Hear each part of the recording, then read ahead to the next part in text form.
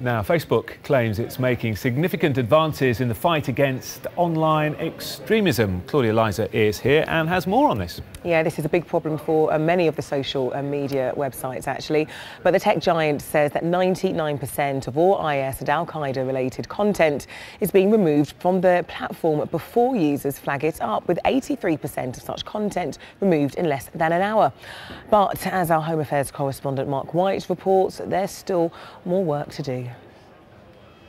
Across the globe, terror groups are continuing to pump out massive amounts of extremist material, propaganda that finds its way across towns and cities and into ordinary homes through the internet and social media sites.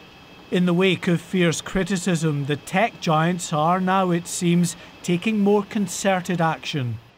Facebook claims 99% of ISIS and Al-Qaeda material is taken down before users flag it up, and 83% of extremist content is identified and removed within an hour. Yet on Facebook and other sites, terrorist propaganda is still relatively easy to find.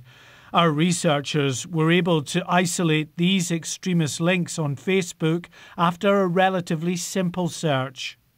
And even as tech companies continue to invest in identifying and removing such material, the terror threat is constantly evolving, making those efforts much more difficult. It's a hugely complicated piece of picture that they're looking at.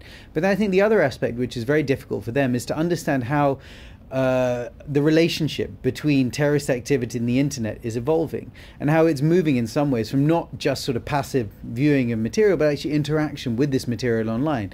And in some ways that's where the heart of the threat now lies, and that's even harder for, I think, tech companies to be able to identify, because there you're not even necessarily looking at sort of specific radical material, you're more looking at radical contacts and extremist contacts, and those may be very hard to discern from everything else.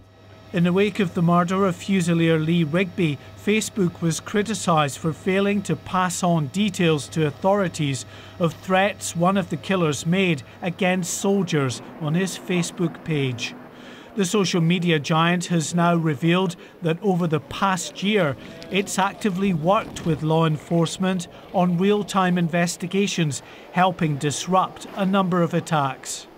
Facebook is actively investing in the latest artificial intelligence systems to help counter online extremism, but experts say it's likely to be a protracted battle. We have to recognise that, as has happened before, when one social media platform succeeds in that battle, extremists and terrorists will often then find a new technology platform to work on, and more are springing up all the time, of course.